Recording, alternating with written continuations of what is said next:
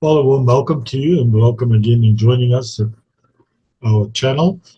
And we are still busy with the Spirit of Christ, and we getting to the place where we eventually is going to land this plane. And today our topic on the Spirit of Christ that I want to speak to you about is the unity of the Spirit. Scripture that I want to present to you is in Ephesians 4, verse 1 to 4.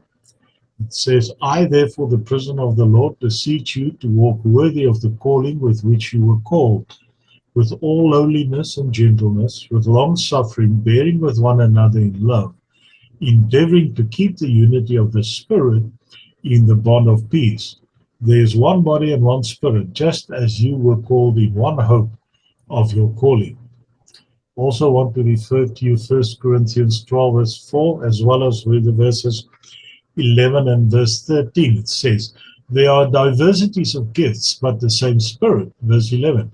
But one and the same Spirit works all these things, distributing to each one individually as he wills. And then verse 13. For by one Spirit we were all baptized into one body, whether Jews or Greeks, whether slaves or free, and have all been made to drink into one Spirit. We know how in the first 3 chapters of the book of Ephesians, Paul had set forth the glory of Christ Jesus as the head of the church, and the glory of God's grace in the church as the body of Christ that is indwelt by the Holy Spirit, growing up into an habitation of God through the Spirit, and destined to be filled with all the fullness of God. Having thus lifted the believer to his true place in the heavenlies, with his life hidden in Christ, he comes with him down to his life in the earthlies. And in the second half of the epistle, he teaches us now how he is to walk worthy of his calling.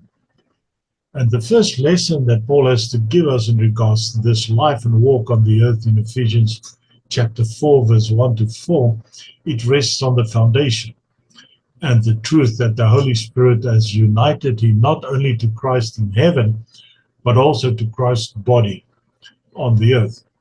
The Spirit dwells not only in Christ in heaven and in the believer on the earth, but very specially in Christ's body, with all of its members, and the full and healthy action of the Spirit can only be found where the right relationships exist between the individual believer and the whole body of Christ.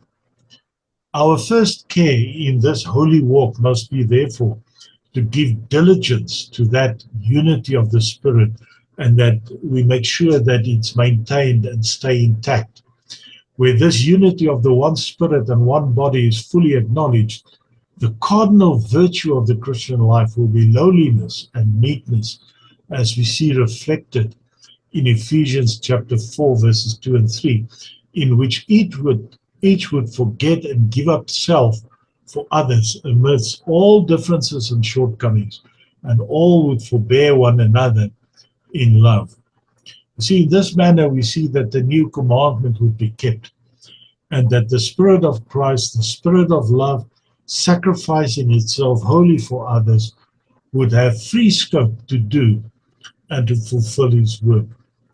The need of such teaching in the first epistle to the Corinthians remarkably illustrates that in that church there were an abundance of operations of the working of the Holy Spirit. The gifts of the Spirit were strikingly manifested, but sadly, we see that the graces of the Spirit were remarkably absent. They did not understand how there are diversity of gifts, but the same Spirit, and how amidst all of the differences, one and the same Spirit divides to each one separately as he will.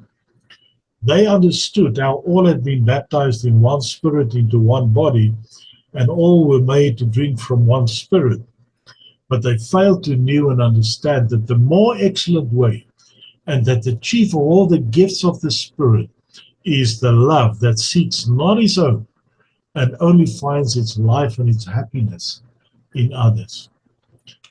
Each and every believer who would fully yield himself to the leading of the Spirit as well as to the church as a whole, in its longings for the experiencing power of all that the indwelling of the Spirit implies.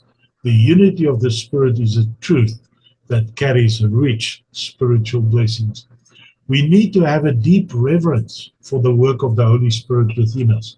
And that needs as its complement a second one, namely having a deep reverence for the work of the Holy Spirit in your brother. And this is not such an easy thing. Even Christians that are in other respects advanced often fails here. The course is not too difficult to discover. In our books on education, we are taught that the faculty of discrimination, the observing of differences, is one of the earliest to be developed in children. The power then of combination, or the observing of the harmony that exists amid apparent diversity, is a higher one, and comes later as the power of classification in its highest action is only found in a true genius.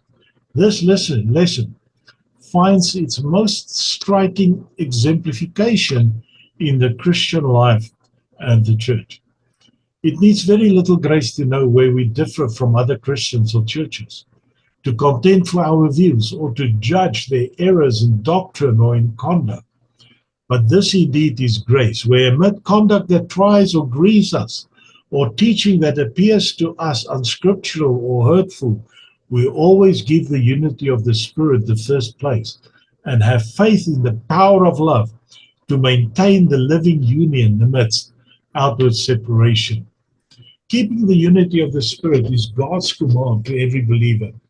It is the new commandment to love one another in a new shape, tracing the love to the Spirit in which it has its life. If you will obey the command, take note carefully that it is the unity of the Spirit. There is a unity of creed or custom, of church or choice, in which the bond is more of the flesh than of the Spirit. This goes beyond one in doctrine. It is the ability to remain in a heart connection in spite of the differences, and in that manner demonstrates the very love of Christ. And sadly, I find that this is so many places where I find that believers fail because they do not have the ability to move beyond this. The question then is, would you desire then to keep the unity of the Spirit? Remember the following things. Seek to know that it is in yourself in which the unity is to find its power of attachment and of victory. There's much in you and me that is of self and of the flesh, and that can take part in the unity that is of this earth, but that will greatly hinder the unity of the Spirit. Confess that it's not in the power or love of your own ability that you love. All that is of yourself is selfish and reaches not to the true unity of the Spirit.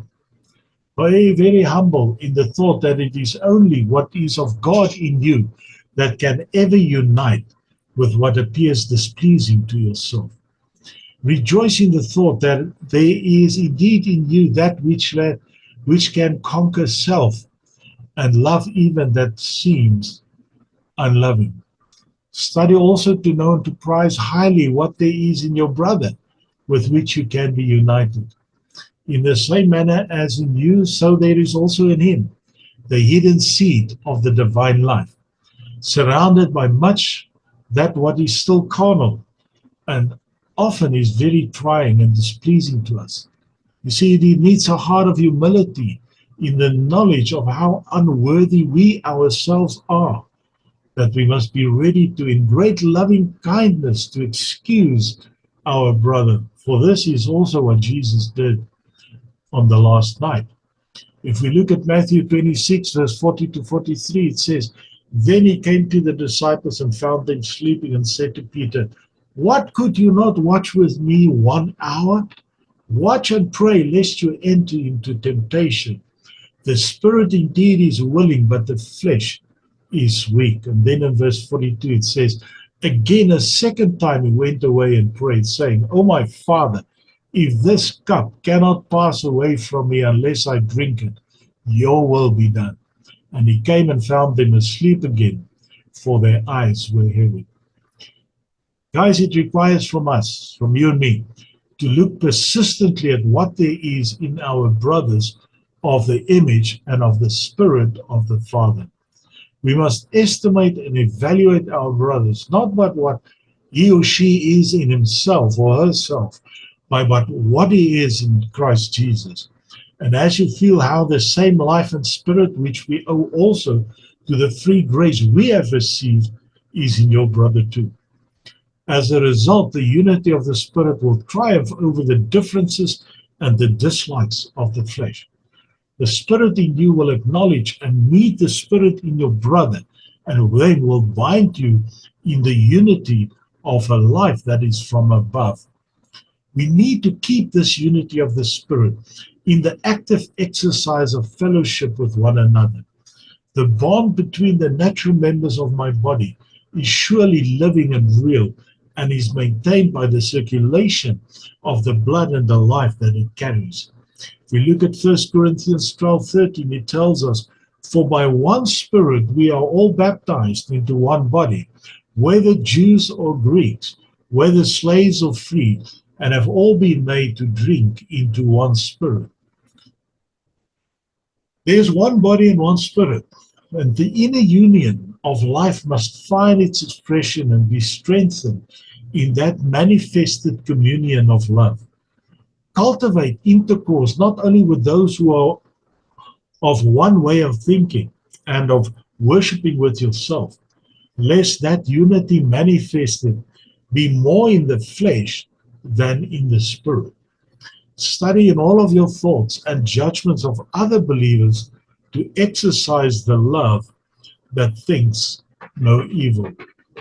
Never say an unkind word of another child of God, and as little as well of others. Love every believer, not for the sake of what in him is in sympathy with you or pleasing to you, but for the sake of the Spirit of the Father, which is in him. Give yourself expressly and set as your purpose to love and labor for God's children within your reach, who through ignorance or feebleness, weakness, or waywardness do not know that they have the Spirit, or might even be grieving the Spirit. The work of the Spirit is to build up an habitation for God. Therefore, yield yourself to the Spirit in you to do the work. Recognize your dependence upon the fellowship of the Spirit, and in your brother and his dependence upon you. Seek your and his own growth in the unity of that love. Take your part in the united intercession that raises up to God for the unity of his church. Take up and continue the intercession of the great high priest for all who believe that they may be one. The church is one in the life of Christ and the love of the Spirit. Sadly, it is not yet one in the manifested oneness of the Spirit. Therefore, then, the need of this command: keep the unity. Plead with God for the mighty workings of his Spirit in all lands and churches and circles of believers, for this oneness to be established. When the tide is low, each little pool along the shore with its inhabitants is separated from the other by a rock or barrier. But as the tide rises, the barriers are flooded over. And then we see that all those creatures all meet in one great ocean. And so it will be with the church of the Lord Jesus Christ. As the Spirit of God comes, according to the promise, as floods upon the dry ground, each one will know the power in himself and in others, and self disappear as the Spirit is known and honored. And how is this change to be brought about?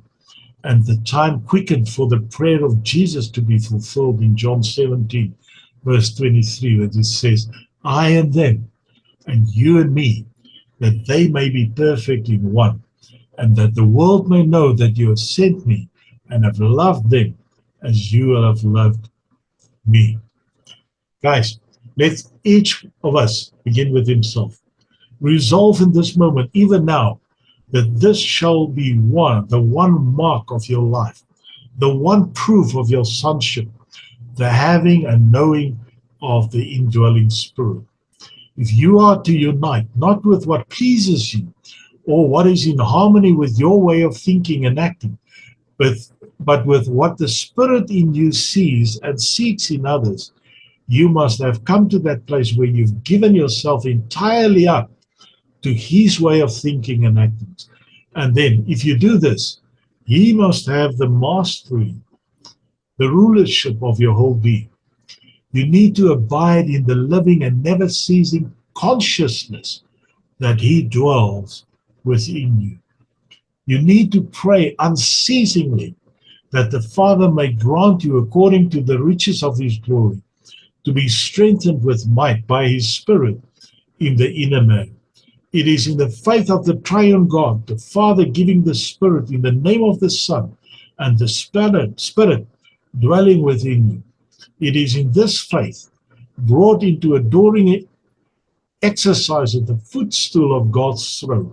It is in direct contact and fellowship with the Father and the Son that the Spirit will take His full possession and pervade your entire being. The fuller His indwelling and the mightier His working is, the more truly spiritual your being becomes, the more of your own will and own self will sink away. The Spirit of Christ in you will use you in building up and binding together believers into an habitation, a dwelling place of God. Christ's Spirit will be in you, the holy anointing, the oil of consecration, to set you apart and fit you as Christ was, as a messenger of the Father's love. In the humility and gentleness of your daily life, in the kindliness and forbearance of love, amidst all the differences and difficulties in the church, in the warm-hearted sympathy and self-sacrifice that goes out to find and help all who need help, the Spirit in you will prove that He belongs to all the members of the body as much as to you, and that through you, His love reaches out to all around you to teach and to bless.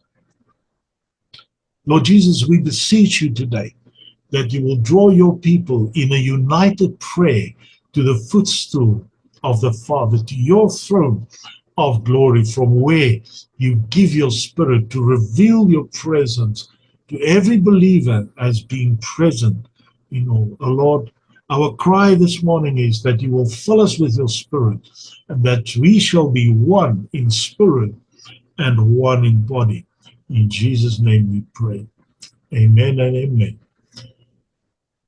Thank you for joining me for the session here today, and I pray that you will continue to meditate on what I've shared with you here today on the unity of the Spirit. I've released several other messages on oneness in the body of Christ. Please go and visit them. Visit my YouTube channel and go and search for those messages. And until we meet again next time, God bless you and keep you, and continue to pray for unity in the body of Christ. And let us work actively towards that place of establishing oneness within the body of Christ. Great grace to you until we meet again. Until next time, grace to you all, and God bless.